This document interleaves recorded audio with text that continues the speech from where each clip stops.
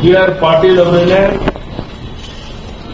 ಮನೆಗಳನ್ನ ಕೊಡೋದ್ರ ಸಂದರ್ಭದಲ್ಲಿ ಲಂಚ ಕೊಡದೆ ದುಡ್ಡು ಕೊಡದೆ ಏನು ಕೆಲಸ ಆಗೋದಿಲ್ಲ ಅನ್ನುವಂಥ ಗುರುತರವಾದಂಥ ಆರೋಪವನ್ನು ಮಾಡಿದ್ದಾರೆ. ಮತ್ತೆ ಮುಖ್ಯಮಂತ್ರಿಗಳು ಕರೆದ್ರೆ ಅವ್ರ ಮುಂದೆನೂ ಸಹ ನಾನು ವಾಸ್ತವಿಕ ಸ್ಥಿತಿಯನ್ನು ತಿಳಿಸ್ತೇನೆ ಅಂತ ಹೇಳಿದ್ದಾರೆ. ಅಂದರೆ ಮುಖ್ಯಮಂತ್ರಿಗಳೇ ಇವತ್ತು ಬಿ.ಆರ್. ಪಾಟೀಲ್ ಕರೆದು ಅವ್ರ ಬಾಯಿ ಮುಚ್ಚುವಂಥ ಪ್ರಯತ್ನ ಮಾಡಬಹುದು ಅನ್ನೋ ಆತಂಕ ನಮಗಿದೆ. ಅದಕ್ಕಿಂತ ಮುಖ್ಯವಾಗಿ ಮೋಹನ್ ದಾಸ್ ಪೈ ಅಂತ ಹಿರಿಯರ ಬಗ್ಗೆ ಬೇರೆ ಬೇರೆ ಸುಳ್ಳು ಕಾರಣಗಳನ್ನು ಹೇಳಿ ಅವ್ರ ಮೇಲೆ ಎಫ್ಐಆರ್ ಹಾಕುವಂತ ಧೈರ್ಯ ಇವರು ಮಾಡ್ತಾ ಇದ್ದಾರೆ ಅಂತ ಹೇಳಿದ್ರೆ, ಅಂದರೆ ರಾಜ್ಯದ ಯಾವುದೇ ಹಿರಿಯ ಮುಖಂಡರುಗಳು ರಾಜಕೀಯದ ದೂರ ಇರುವಂತವರು ಸಹ ಈ ಸರ್ಕಾರದ ವಿರುದ್ಧ ಮಾತನಾಡೋಕ್ಕಾಗಲ್ಲ ಅನ್ನುವಂಥ ಭಯ ಹುಟ್ಟಿಸುವಂತ ಒಂದು ರೀತಿ ತುರ್ತು ಪರಿಸ್ಥಿತಿ ಸಂದರ್ಭದಲ್ಲಿ ಯಾವ ರೀತಿ ವಾತಾವರಣ ಇತ್ತು ಆ ಸ್ಥಿತಿಯನ್ನು ತರುವಂತ ಪ್ರಯತ್ನ ಈ ಸರ್ಕಾರ ಮಾಡ್ತಾ ಇದೆ, ಈ ಮುಖ್ಯಮಂತ್ರಿಗಳು ಮಾಡ್ತಾ ಇದ್ದಾರೆ. ಅದಕ್ಕೆ ಶಿವಕುಮಾರ್ ಅವರು ಹೆಜ್ಜೆ ಹೆಜ್ಜೆಗೆ ಬೆಂಬಲವನ್ನು ಕೊಡ್ತಾ ಇದ್ದಾರೆ. ಇದನ್ನು ಖಂಡಿಸ್ತೇನೆ.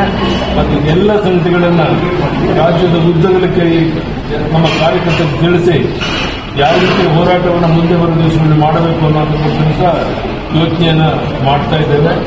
ಎಲ್ಲ ಸಂಗತಿಗಳಿಗೆ ಸಾಕಷ್ಟು ಚರ್ಚೆಯಾಗಿದೆ. ಕಾರ್ಯಕ್ರಮ ಮುಂದುವರಿಸ್ತೇವೆ. ಸರ್, ರಾಜು ಕಾಗೆ ಅವರು ಕೂಡ ಕಾಂಗ್ರೆಸ್ ಶಾಸಕ ಸರ್ ರಾಜ್ಯ ಪ್ರವಾಸ ಮಾಡ್ತೀನಿ ಅಂತ ಹೇಳಿದ್ರೆ ಅದರ ಬಗ್ಗೆ ರಾಜ್ಯ ಪ್ರವಾಸ ಈಗಾಗಲೇ ನಾನು ಪ್ರತಿನಿತ್ಯ ಬರ್ತೀನಿ ಅಂತ ಹೇಳಿದ್ದೆ. ವಾರಕ್ಕೊಂದು ದಿವಸ ಒಂದೊಂದು ಜಿಲ್ಲೆಗೆ ಹೋಗ್ತೇನೆ. 3-4 ದಿವಸದಲ್ಲಿ ಬೇರೆ ಯಾವುದಾದ್ರು ಯಾವ ಜಿಲ್ಲೆಗೆ ಹೋಗಬೇಕು ಅಂತ ನಮ್ಮ ಮುಖಂಡರು ಹೇಳ್ತಾರೋ ಅಲ್ಲಿಂದ ನಾನು ಪ್ರವಾಸ ಮಾಡ್ತೇನೆ.